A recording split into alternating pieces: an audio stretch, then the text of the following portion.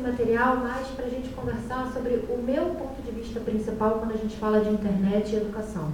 Para mim é uma questão de movimento, de velocidade de informação, né, de uma troca de mão dupla, e em uma frase eu falaria que é a redução de fronteiras, né, fronteira de tudo, fronteira de conhecimento, fronteira de dúvidas, né, fronteira de morosidade para a gente adquirir aquele conhecimento. E foi por isso que eu pautei, e é o que vai basear os próximos slides, se eu conseguir passar eles.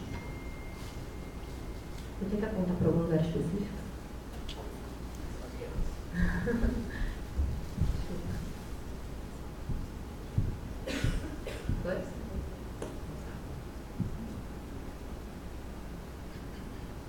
Ainda não foi.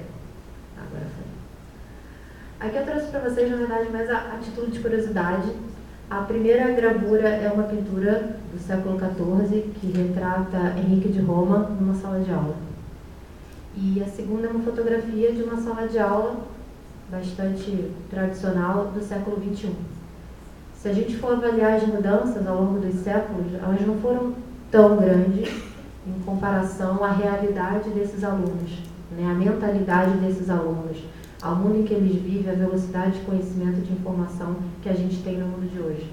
E aí a brincadeira é até que o que foi instalado ao longo dos séculos foi o ventilador de teto, o ar-condicionado, porque todo mundo está com o livro na mão, o professor naquela posição ali em cima de um púlpito, né, como se ele fosse superior hierarquicamente aos alunos, ele é o detentor do conhecimento, enfim, tem uma diferença ali hierárquica clara, né, no posicionamento do século XIV, e a gente vê também a professora lá na frente da sala de aula, claro que não tão estereotipado quanto na primeira gravura, mas é basicamente a mesma situação que a gente vê, né, e isso não é verdade. Passaram-se 600 anos e os alunos de hoje eles estão muito mais acelerados, né? A linha do tempo, se a gente compara, e foi um papo que a gente teve, eu e a Carol, a gente estava tendo há 5 minutos atrás, quando a gente compara com a evolução da indústria, por exemplo, né? A gente tinha lá a indústria agrária, depois a gente teve as máquinas de tecer a vapor, né? Depois a gente teve o Fordismo, né? As linhas de produção,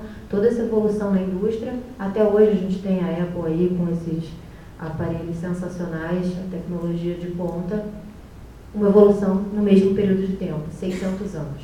Né? O que aconteceu nesse período? A gente teve grandes ideias, a gente teve novas metodologias, novos pensamentos, de repente, que foram levados à frente e funcionaram, né? E substituíram modos de se fazer a mesma coisa de um jeito bem sucedido. Né, um ponto que a Carol comentou agora já aqui na apresentação dela e que eu concordo 100%, é na verdade a gente mudar a metodologia, a gente está inquieto, né, a gente começar a pensar como fazer diferente, dado que a nossa realidade é diferente, a gente precisa chegar no mesmo resultado, né, que é educar as pessoas, que é passar o conhecimento, mas uma realidade que de repente não comporta mais as metodologias antigas e que precisa começar a lidar de fato com os novos problemas que vão aparecer. Não é só porque a gente está evoluindo que a gente só vai ter coisa boa. A gente está evoluindo e a gente vai ter novos problemas que a gente precisa encontrar novas soluções. E aqui, só para fazer um comparativo, a nossa linha do tempo do ensino, né? Ela não foi tão exponencial assim. A gente teve, de fato, né, a evolução da tecnologia. Claro que aqui eu estou dando um exemplo bem extremista, mas é só para destacar o meu ponto.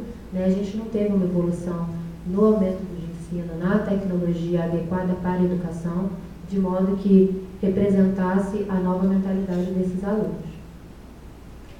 E aqui é só uma desconstrução, né, mais um slide subjetivo, mas é só para mostrar que a gente precisa começar a fazer diferente, a gente precisa começar a enxergar maneiras de fazer diferente, né, de fazer esse Brasilzão andar para frente com a garotada que a gente tem.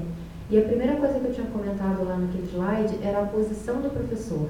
Isso é que eu acho que é muito interessante, não só professor, aí eu estou fazendo analogia com a sala de aula, mas eu acho que a gente consegue transportar isso para o ambiente familiar, dentro de casa, onde naturalmente a gente tinha sempre pai e mãe sabe mais do que os filhos, né? Então você está com dúvida no dever de matemática, você pergunta para sua mãe como é que você resolve.